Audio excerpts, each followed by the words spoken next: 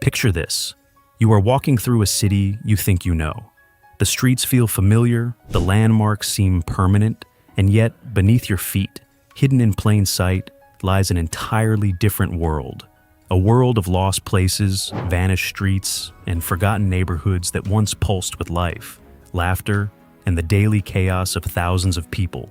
That city is Nottingham. And today, we are going on a journey through 10 locations that have been completely erased from its maps. Now, before we get started, I want you to think about this. Every single city on Earth is hiding its past.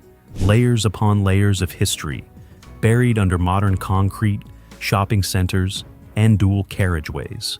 But Nottingham is particularly fascinating because it has been continuously inhabited for over 1,000 years.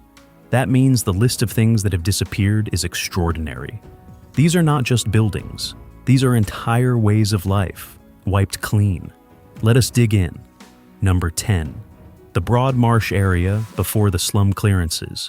Most people today know Broadmarsh as a shopping center that has itself gone through its own troubled modern story. But very few people realize that before any of that existed, this was one of the most densely packed and genuinely chaotic neighborhoods in Victorian England. Streets called Narrow Marsh and Broad Marsh were infamous across the country.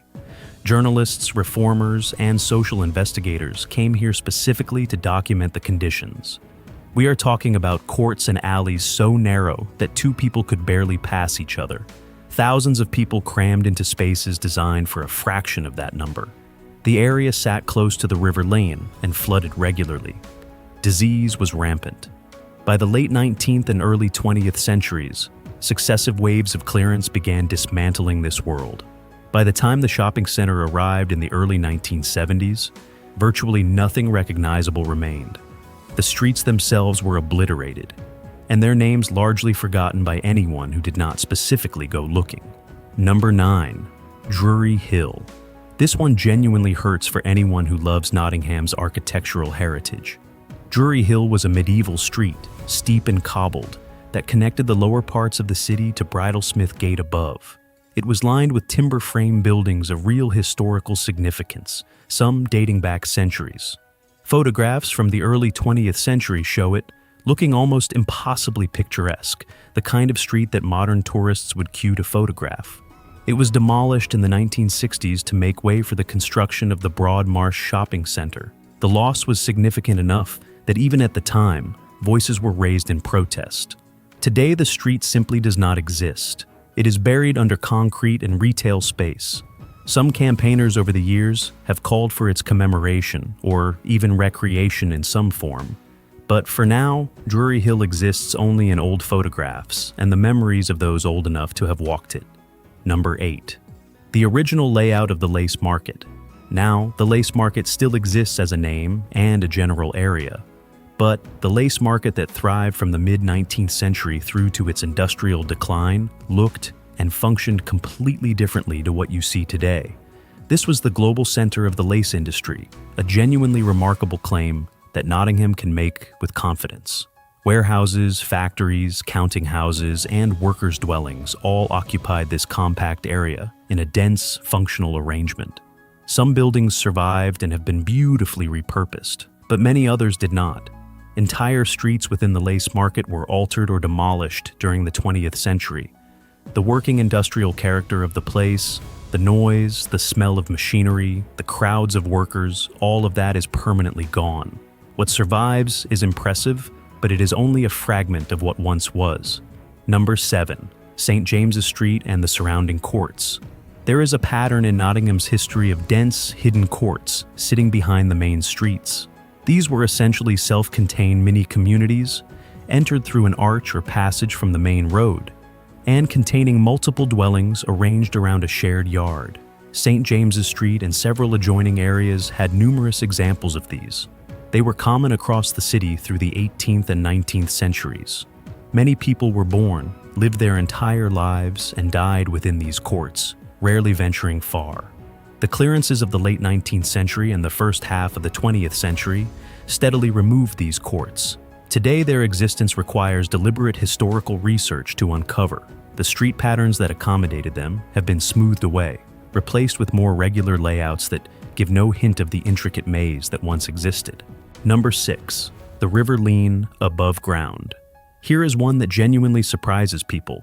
Nottingham has a river running through it that most residents have never seen and never will. The River Lean once flowed openly through the city, and it played a central role in Nottingham's early industrial development. Mills were powered by it. The early textile industry depended on it. But as the city grew and industrialization intensified, the river became heavily polluted.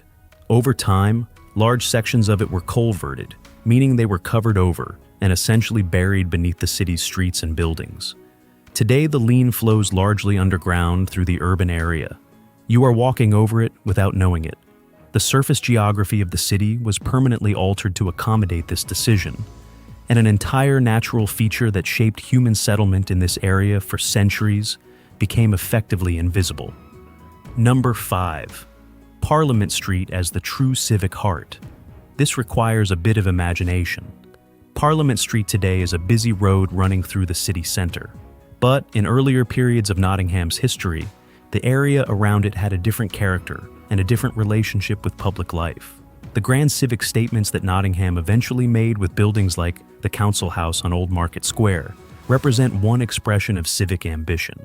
But before that solidified, there were competing visions for where the true center of the city should be and what it should look like. Several buildings that once gave Parliament Street and its surroundings a particular identity have been replaced or altered beyond recognition. The texture of the street, its shop fronts, its social function, is fundamentally different to what it was even a century ago. Number 4. The old Nottingham General Hospital site before modern development. The General Hospital had a long presence in the city. Its history stretched back into the 18th century, when it was established as a voluntary hospital serving the population of Nottingham and the surrounding region. The site evolved over generations, accumulating buildings from different periods. But the location itself, sitting on the edge of the city center, became enormously valuable as the 20th century progressed. Redevelopment pressures intensified. Eventually, the hospital functions moved and the site was redeveloped. The historic buildings and the particular spatial arrangement that made the old hospital campus recognizable were largely swept away. The contribution this institution made to the city for hundreds of years is poorly reflected in the current physical landscape. Number 3. Sneinton before mass clearance. Sneinton is still a place today, but the Sneinton of the 19th century and early 20th century was a dramatically different environment. This was a neighborhood with a genuinely complex social geography. There were areas of real poverty, yes, but also craft industries, local institutions, and a community life that was deeply embedded in the physical fabric of streets and buildings. The clearances that hit Sneinton were extensive. Streets that had existed for generations were removed.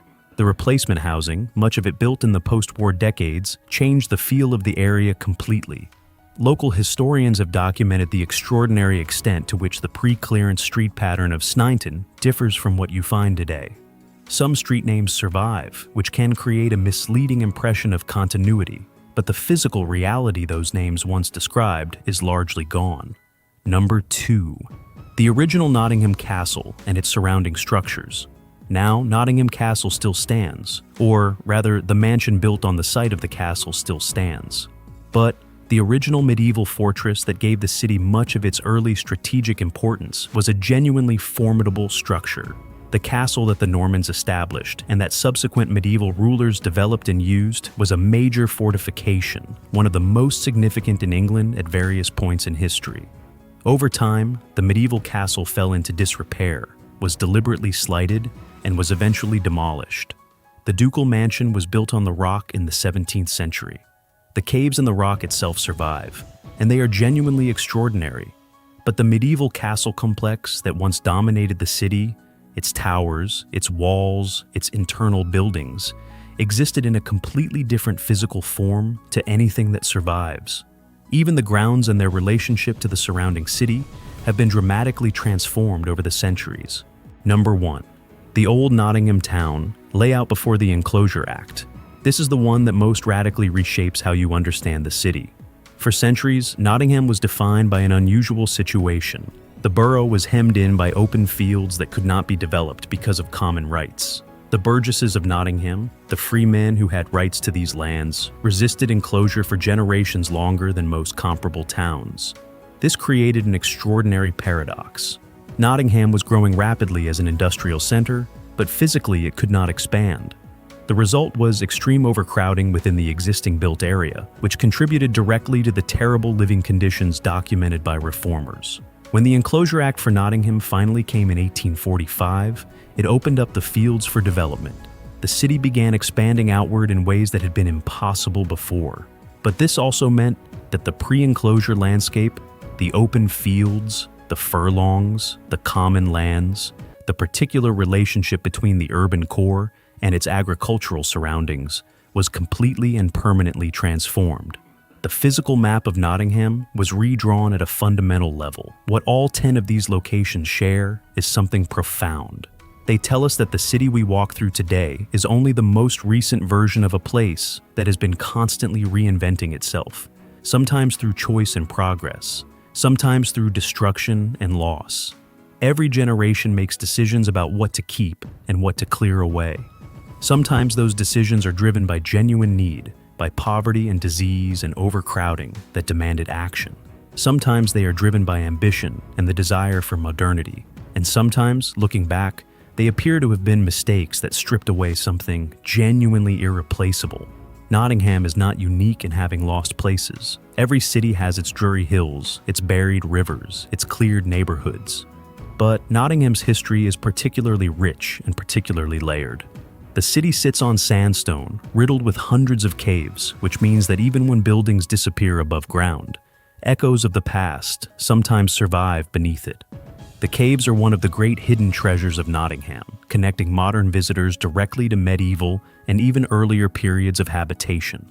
If any of this has sparked your curiosity, I genuinely encourage you to explore Nottingham's local history resources. The city has dedicated historians, archives, and community groups who are preserving the stories of these lost places with real passion. Old maps are particularly powerful tools for understanding what has vanished. Looking at a map from 1830 or 1880 and comparing it to today reveals the scale of transformation in a way that no verbal description can fully capture. The fact that these places are gone does not mean they are entirely lost. They live in historical records, in photographs, in the memories of communities, and in the work of people who care enough to keep asking questions about what came before. History is not a passive thing. It requires active attention. So the next time you walk through Nottingham, or any city you call home, pay attention to what might be missing. The street that leads nowhere, the strange gap between buildings, the old name on a road sign that does not seem to match anything visible. These are the fingerprints of vanished worlds, still faintly visible if you know how to look. The city is always speaking to those patient enough to listen.